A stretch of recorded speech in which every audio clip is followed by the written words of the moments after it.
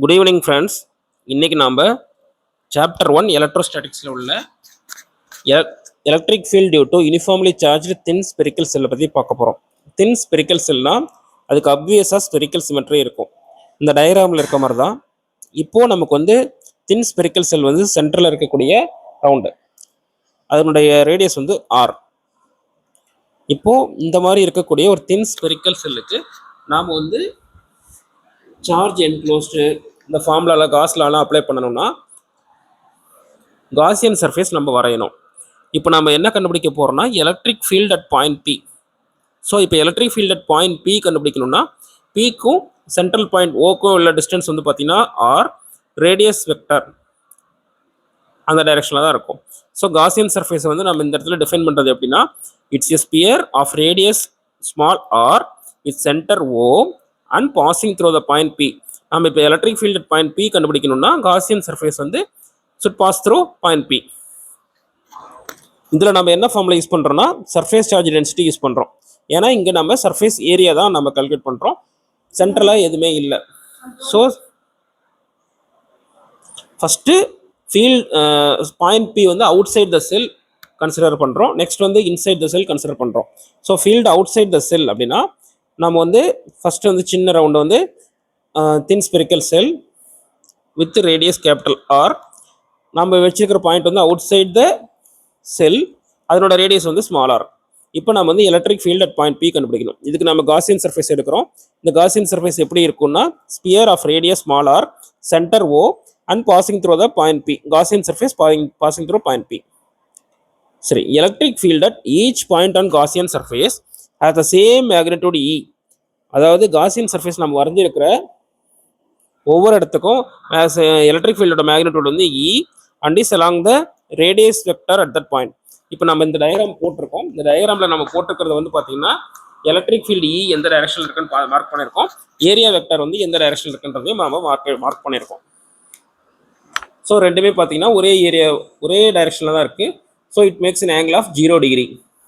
So இப்போ ஈயும் டெல்எஸும் ஒவ்வொரு பாயிண்ட்லேயும் பேரலாக இருக்கும். ஸோ அந்த இடத்துல வந்து நம்ம பார்க்கும்போது ஃப்ளக்ஸ் எவ்வளோ இருக்கும்னா E into del S cos theta, theta வந்து 0 டிகிரி. ஆனால் angle between the electric field அந்த ஏரியா வெக்டர் இஸ் 0 டிகிரி.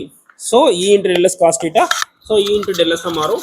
இந்த இடத்துல நம்ம வந்து எல்லா டெல்எஸ்ஸையும் கால்குலேட் பண்ணோம்னா எப்படி வரும்னா எல்லா டெல்எஸ்ஸுமே நம்ம கால்குலேட் பண்ணும்போது நமக்கு surface area of the Gaussian surface கிடைக்கும். ஸோ காசியன் சர்ஃபேஸோடைய சர்ஃபேஸ் ஏரியாவுக்கு நம்ம ஃபார்முலா என்னன்னா 4/r². நெக்ஸ்ட் நம்ம சார்ஜ் என்க்ளோஸ்ட் பார்க்குறோம். சார்ஜ் என்க்ளோஸ்டுக்கு வந்து uniform charge density, surface charge density into area. Charge enclosed charge எங்கே இருக்குது, உள்ள இருக்க சர்க்கிளில். ஸோ அதனோட ரேடியஸ் என்ன, capital R. So charge enclosed பார்த்தீங்கன்னா சிக்மா இன்ட்டு 4/R². ஸோ எந்த இடத்துல வந்து 4/r² வரும், எந்த இடத்துல வந்து 4/R² வரும்ன்றது நமக்கு தெரியும். 4/r²ன்றது வந்து காசியன் சர்ஃபேஸ் பற்றி பேசும்போது, காசியன் சர்ஃபேஸ் எப்போ பேசுவோம், ஃப்ளக்ஸ் எப்போ வந்து பாஸ் ஆகுதோ அதை வச்சு சொல்லுவோம். ஸோ சார்ஜ் என்க்ளோஸ்ட் பார்க்கும்போது surface area of the thin spherical shell. So காஸ்ல அப்ளை பண்ணுறோம். Flux equal to charge enclosed divided by epsilon naught. ஃப்ளக்ஸோட ஃபார்முலா ஃப்ளக்ஸ் எவ்வளோ வரும்னு பார்த்தீங்கன்னா E into 4/r². Charge enclosed பார்த்தீங்கன்னா sigma into 4/R² divided by epsilon naught. So 4/4 cancel.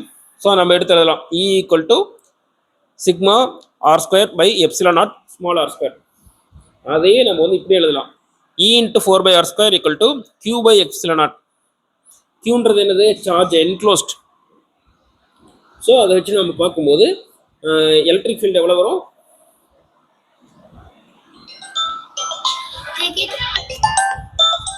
q/4/எப்சிலான் not small r².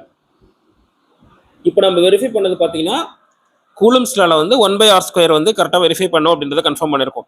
அதாவது இப்போ நம்ம டெரைவ் பண்ண தின் ஸ்பெரிக்கல் செல்லோட டோட்டல் சார்ஜ் ஸ்மால் கியூன்னு வச்சு நம்ம டெரைவ் பண்ணும்போது இதே ஃபார்முலா தான் கிடைக்கும். அதே நம்ம ஸ்மால் கியூன்றது வந்து இப்போ வந்து சென்டரில் இருக்குது அப்படின்னு சொல்லிட்டு எடுத்து நம்ம கூலம்ஸ் லா வச்சு அப்ளை பண்ணி பார்த்தாலும் இதே வேல்யூ தான் கிடைக்குது. ஸோ இது வந்து பார்த்தீங்கன்னா experimental verification of the result வந்து நமக்கு வந்து கூலம்ஸ் லால இருக்கக்கூடிய 1/r² டிபெண்டன்ஸ் வந்து கன்ஃபார்ம் பண்ணுது. So exactly field produced by the Q at the centre O. Electric field வந்து directed outward if charge is more than zero, அதாவது பாசிட்டிவாக இருந்தால். அது directed inward if charge is less than zero. அதே நம்ம field inside the shell calculate பண்ணோம்னா point P வந்து inside the shell mark பண்ணுறோம். இப்போவும் காசியன் சர்ஃபேஸ் வந்து ஒரு sphere, through P, centre O. So flux through the Gaussian surface வந்து அதே தான் வரும், இ இன்ட்டு 4/r². அதே சார்ஜ் என்க்ளோஸ் வந்து பார்த்தீங்கன்னா காசியன் சர்ஃபேஸ்க்குள்ள இருக்க எவ்வளோ சார்ஜ் என்க்ளோஸ் ஆயிருக்குன்னா ஜீரோ. ஸோ ஃப்ளக்ஸோட ஃபார்முலா போட்டோம்னா Q/ε0, anything divided by zero, sorry 0 divided by anything is equal to 0. So E into 4/r² is 0. So E equal to 0. So electric field due to uniformly charged thin cell is 0 at all points inside the cell. Okay. நம்ம கிட்டத்தட்ட chapter 1 electrostatics வந்து ஃபுல்லாக solve படித்து முடிச்சிட்டோம்.